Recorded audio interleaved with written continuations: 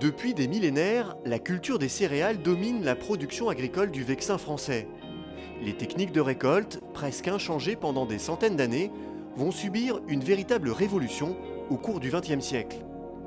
Pour ne pas oublier cette épopée céréalière, la commune de Sagy, à 15 km de Cergy-Pontoise, a décidé d'ouvrir un musée de la moisson consacré aux outils et aux machines agricoles du siècle dernier. Alors ce musée, il est né d'une idée qui était de départ d'organiser une fête de la moisson pour animer la commune et puis essayer de conserver une mémoire vexinoise de la moisson. Ensuite, on s'est retrouvé à la tête d'un certain nombre de machines qu'il a fallu entreposer. Donc pendant une dizaine d'années, on les a entreposées à droite à gauche. Et puis à un moment, il a fallu prendre une décision de construire un hangar. Alors plutôt que de construire un hangar, on s'est dit pourquoi pas construire un hangar un peu amélioré qui s'appellerait un musée et qui permettrait aux gens de pouvoir profiter de ces machines. Ces machines sont toutes en état de marche, des outils à main aux très grosses moissonneuses-batteuses. On y trouve un siècle d'évolution technique. Le musée présente aussi quelques pièces sorties de l'oubli, comme cette roulotte, vestige d'un monde rural. Dans toutes les fermes importantes du Vexin, à partir d'une centaine d'hectares, vous aviez un troupeau de moutons, souvent 200-300 têtes, donc avec un berger.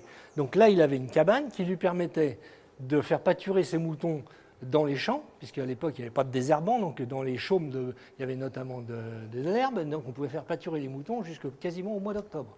Donc il se baladait avec son troupeau, il couchait dans la cabane.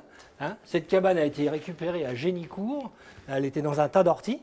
Et là, vous avez une photo d'un berger avec son troupeau de moutons sur la plage du village de Sagy. Pour la petite histoire, c'est mon arrière-grand-père. La transmission passe aussi par les enfants. De nombreuses animations pédagogiques leur sont proposées. L'occasion de découvrir la relation étroite qui unit l'agriculture et ce que l'on retrouve dans son assiette. Pour certains d'entre eux, c'est loin d'être évident. Par exemple, les frites. Les frites, pour beaucoup d'enfants, c'est déjà que ça pousse dans un arbre et c'est rectangulaire et déjà congelé. Donc il y a beaucoup de problèmes par rapport à ça. Donc c'est une animation autour des céréales. Donc pour rester dans le thème du musée avec les machines, donc c'est leur faire découvrir les céréales, qu'est-ce que c'est, comment ça pousse, qu'est-ce qu'on en fait. Et ils repartent chacun avec leur petit herbier sur lequel ils ont collé des graines. C'est beaucoup plus facile après pour eux de comprendre la visite du musée. Tous les 2 ans, en septembre, ces machines se remettent en marche pour la fête de la moisson. En attendant, vous pouvez toujours leur rendre visite à Sagy, l'occasion de revivre les grandes heures d'un monde agricole à jamais disparu.